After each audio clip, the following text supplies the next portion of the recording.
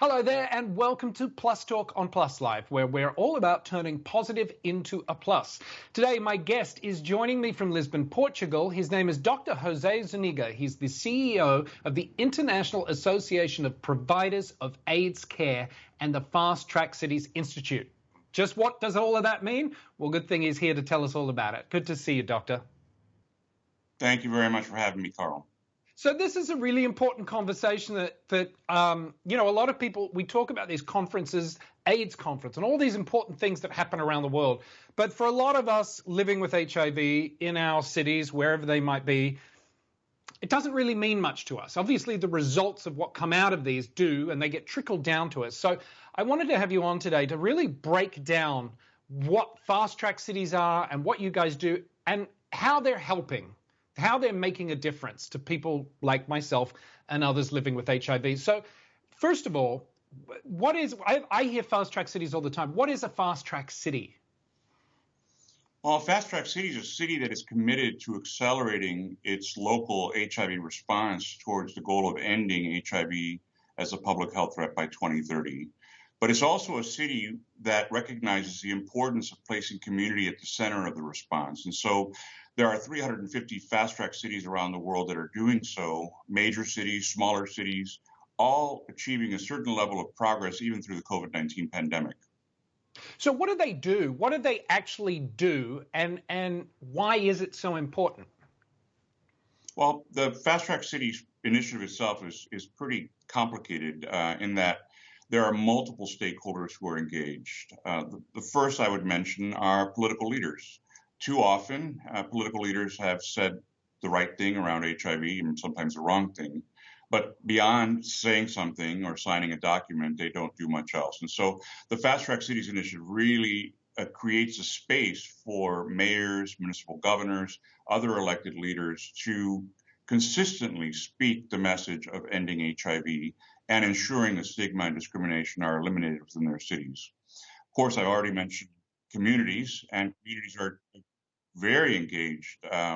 In every one of our fast track cities, we have steering committees that work towards creating the space for community, not just to be at the table, but to take active charge of planning, delivering services, and monitoring, and ultimately holding elected officials accountable for their actions or the lack thereof.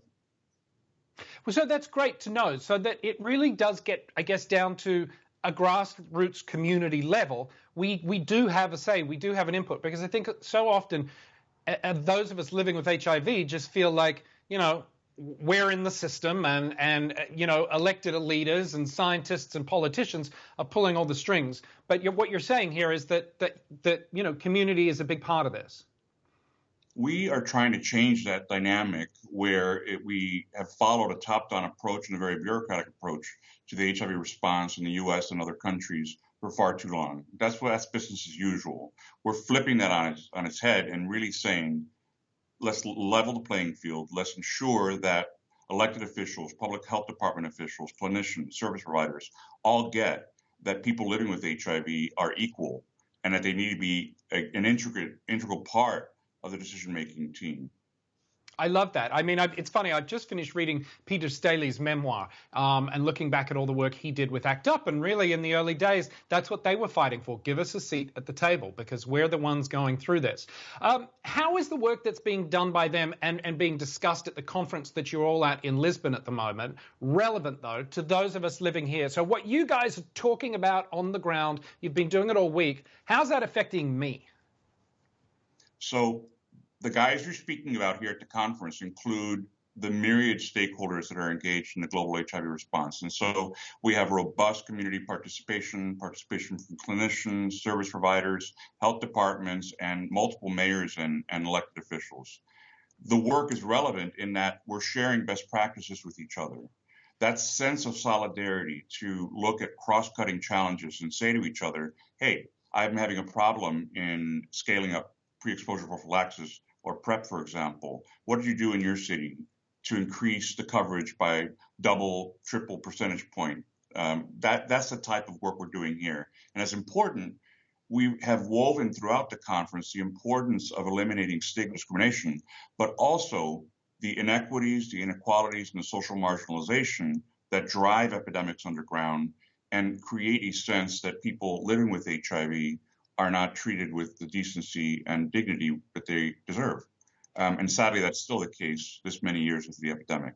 Yeah, and certainly among Black and brown communities here in the US. I mean, time and time again, and we just see it again now, even going through vaccinations for COVID, the disparities that exist.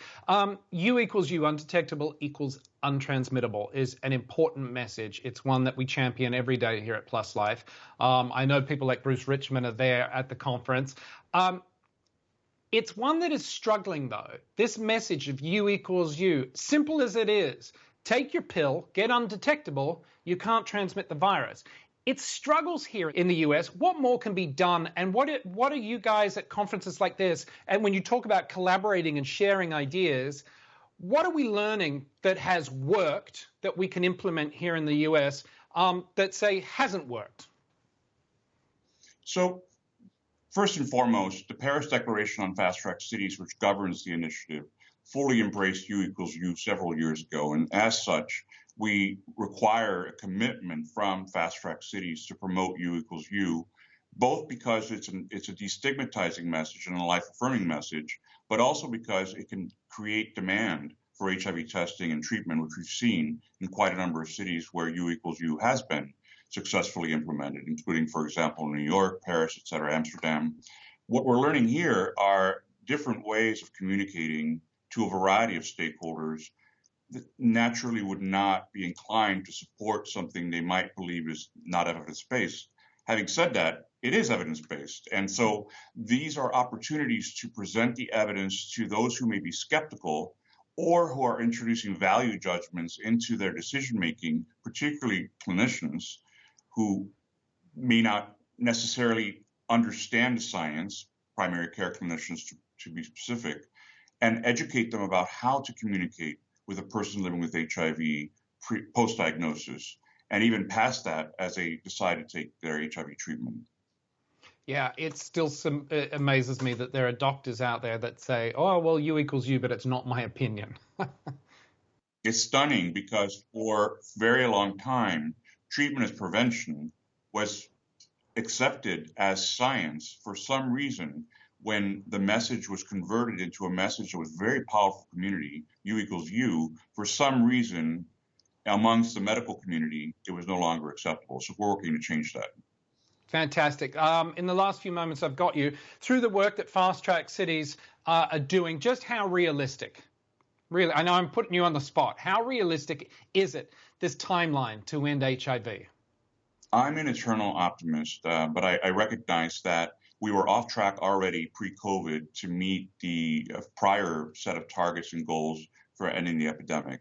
They've been adjusted since to reflect what has happened throughout the COVID-19 pandemic. I remain optimistic that we can regain momentum against HIV, but it will require a concerted effort by all key stakeholders, and as important, the resources and political commitment that HIV has enjoyed in prior years. My deep concern is losing that momentum permanently because we're stuck in a place where COVID-19 or pandemic preparedness, as important as they are to address, usurp the possibility of ending the HIV epidemic, which we can certainly do with the tools we have at our disposal. Yeah, well, and again, things like U equals U, and even just talking about HIV amongst ourselves, amongst our peer groups, helps take the sting and destigmatize HIV. Dr. Jose Zuniga, thank you so much for your time from Lisbon. Really nice to talk to you, and thanks for this great information. I appreciate it. Thank you for all you're doing. Thank you. That's going to do it for this episode of Plus Talk. If you want more information about what we've talked about, you can go to the website, pluslifemedia.com, or check us out on social media. Like and follow. We are at Plus Life Media. Until next time, take care. Bye-bye.